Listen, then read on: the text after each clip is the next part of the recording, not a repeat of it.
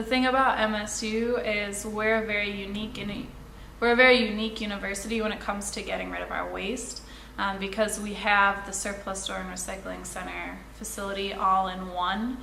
We work together to try and get rid of the items in different ways. A lot of campuses will have a surplus store or they'll have a recycling operation, but they don't work together.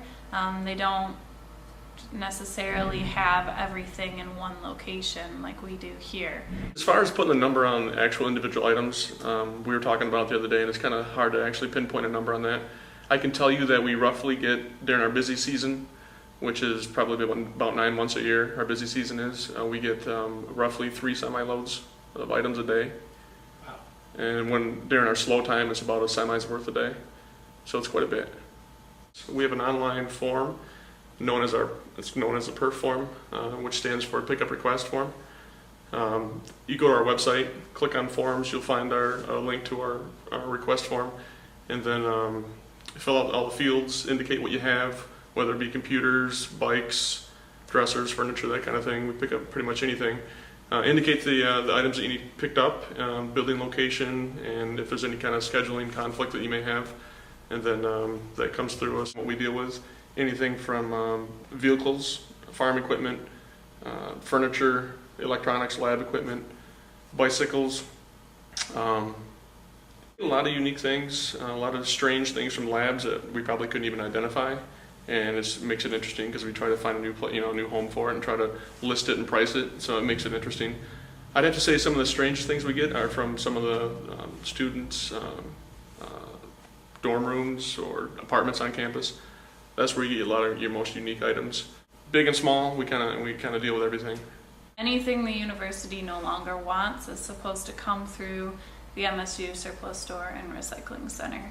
And then we take a look at the items and we decide how to properly dispose of it, hopefully getting the highest and best use out of the item, but trying to divert the items from going to the landfill.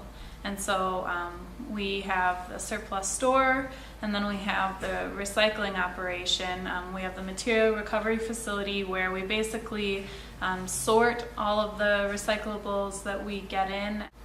We bale them up for shipment and then send them to whoever the buyer is for the object or for the commodity. Essentially everything is collected, mostly collected by custodial services and brought down to the dock. From there we pick the material up and bring it back here to the facility where it's dumped on the floor and processed from there. It's a unique place to work. We have a few students that work with us, and even if maybe working at the surplus store and recycling center isn't something that's geared toward their degree, I always tell them that they're going to learn something, whether it's how to move something unique or what is this, I've never seen one of these before. It's kind of unique in that format. I don't know, we have our hands involved in a lot of different things, which makes it unique. It's kind of fun. We are able to be a pioneer in the industry, I guess, and working together to try and reach all those different areas. We continually try and increase the different types of materials that we can divert from the landfill. And so in doing this, we try and do a lot of different pilot projects, like battery pilot projects, styrofoam, things like that. We started trying to pick up compost from select buildings on campus and places like Brody, and we'll pick up either the post-consumer or pre-consumer food waste, and depending on if it's post or pre-consumer, we'll take it either to the student organic farm or to the digester, the anaerobic digester on campus, and that becomes different types of compost, or else is used for energy. So we look into different programs like that. I guess in the end, the goal is to try and be a zero waste university, and so each of these projects we try and do, and all of the collaboration between surplus recycling or student organic farm, it's all working toward a goal of trying to send less and less to landfill every year.